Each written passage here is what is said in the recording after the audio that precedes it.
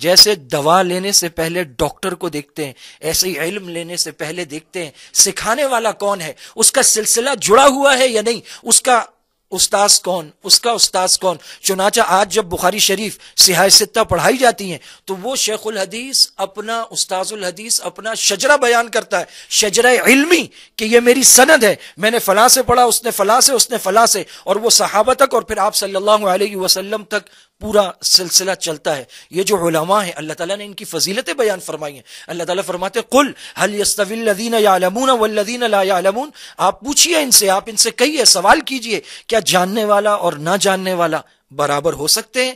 آپ صلی اللہ علیہ وسلم نے فرمایا فضل العالم علی العابد کفضل القمر علی النجوم، عالم کی فضیلت عابد پر ایسی ہے جیسے چاند کی فضیلت ستاروں پر۔ چاند کون ہے؟ طلع البدر علینا من ثنیات الوداع، آپ صلی اللہ علیہ وسلم چاند ہیں۔ ستارے کون ہیں؟ اصحابی کالنجوم بأیہم اقتدیتم اہتدیتم، وہ آسمان کے افق پر چمکنے والا۔ اللہ تعالیٰ نے خود فرمایا سراجا منیرا انا ارسلناک شاہدا ومبشرا ونذیرا داعیا الی اللہ باذنہ وسراجا منیرا، ایک چمکتا ہوا چراغ۔ کون سا چراغ؟ کائنات کا سب سے بڑا چراغ جو روشنی دیتا ہے، وہ کیا ہے؟ سورج ہے۔ آپ سورج ہے اور پھر آپ کی شعائیں چاند کی شعاؤں کی طرح ٹھنڈی بھی ہیں۔ صحابی فرماتے ہیں میں نے حضور کو دیکھا، چاند کو دیکھا، میں نے کہا چاند پر داغ ہے اور میرے نبی کا چہرہ بے داغ ہے۔ خلقت مبرأ من کل عیب کأنک قد خلقت کما تشاء، چاند اور ستارے یہ ہیں، اور علم ان سے لیا جائے گا۔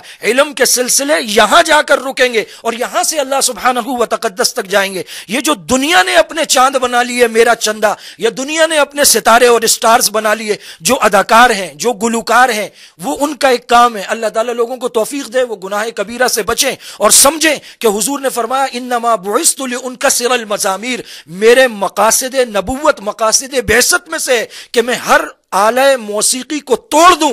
تو جو اس سے روزی روٹی کماتے ہیں انہیں سوچنا چاہیے وہ اپنے پیارے آقا کا دل کیسے دکھا رہے ہیں۔ تو جن کا یہ شعبہ ہے وہ رمضان المبارک میں شیروانی پہن کے اور کراکری لگا کے آ جائیں اور قوم کو قرآن سکھانے کی کوشش کریں۔ جن کو قرآن پڑھنا نہیں آتا، جن کی تجوید ٹھیک نہیں، مخارج ٹھیک نہیں، اعراب ٹھیک نہیں، اور اگر ٹھیک بھی ہو انہوں نے کسی اچھے استاد سے پڑھا ہے، تو وہ عالم تو نہیں ہے، وہ اس کے معانی کو جاننے والی تو نہیں ہے، وہ مفسر تو نہیں ہے، وہ محدث تو نہیں ہے، دینی علوم پر ان کی دسترس تو نہیں ہے۔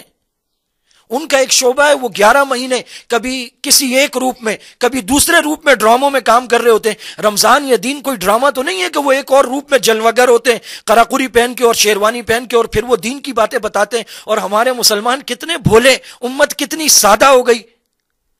جوتا لینے سے پہلے ہاتھ میں اٹھا کے چیک کرتے ہیں لائٹ ویٹ ہے، پھر پاؤں میں ڈال کے دیکھتے ہیں سافٹ ہے، پھر دکاندار سے پوچھتے ہیں اس کے پرائس کیا ہے۔ ان 3 کے بعد فیصلہ ہوتا ہے، اور پھر ساتھ والے سے پوچھتے ہیں کلر ٹھیک ہے، پھر وہ پاؤں میں پہن کے شیشے کے سامنے جا کے کھڑے ہوتے ہیں، پھر اس کو دائیں دیکھتے ہیں بائیں دیکھتے ہیں۔ جوتی کے لیے اتنی شرائط ہیں، اتنی کوشش ہے، doctor, surgeon, college, university, degree کون سی لینی ہے، پروفیشن کون سا لینا ہے، کون سی لائن میں جانا ہے۔ ایک اللہ کا دین، نبی کا دین، جس کے لیے 23 سال آپ نے محنت کی، جس کے لیے آپ صلی اللہ علیہ وسلم نے 27 غزوات کیے، جس کے لیے آپ نے 23 سال دعوت دی اور نہ ماننے والوں سے غزوات کیے، وہ دین آج امت نے اتنا بے آسرا کر دیا کہ وہ کبھی گلوکاروں سے سیکھ رہے ہیں، کبھی اداکاروں سے سیکھ رہے ہیں، کبھی ڈھول بجانے والوں سے، کبھی گانا گانے والوں سے، کبھی وہ جو ڈراموں میں کام کرتے ہیں وہ رمضان میں ان سے دین سیکھتے ہیں، پھر آ کے علماء سے کہتے ہیں وہ فلانا ٹی وی پہ بیٹھا ہوا یہ کہہ رہا تھا۔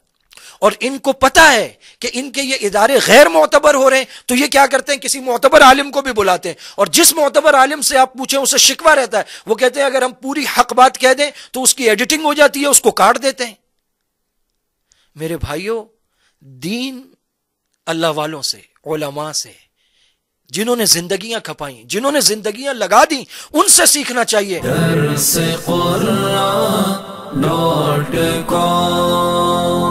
www.darsequran.com